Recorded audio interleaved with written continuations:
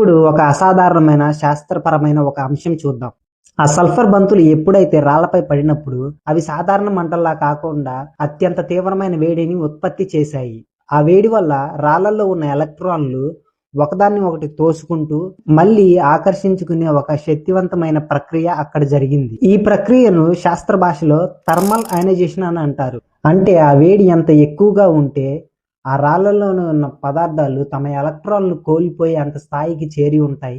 ఆ సమయంలో అక్కడి ఉష్ణోగ్రతలు దాదాపు 1000 డిగ్రీల సెల్సియస్ వరకు పెరిగి ఉంటాయని సైంటిస్టులు చెప్తున్నారు. ఆ వేడి కారణంగా గోడలపై వివిధ బూడిద రంగు పొరలు ఏర్పడ్డాయి మరియు తిరుగుతున్న వలయాల్లా కనిపించే చిహ్నాలు ఏర్పడ్డాయి.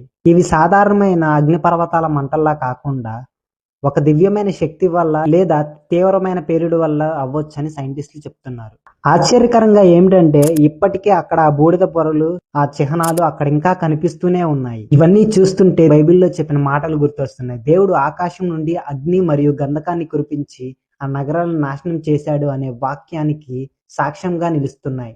ఇది స్పష్టంగా చూపిస్తుంది ఆ నగరాలు ఒక్క క్షణంలోనే అత్యధిక ఉష్ణోగ్రతలో దహనమయ్యాయని, దేవుని తీర్పుకు నిదర్శనంగా నిలిచాయని.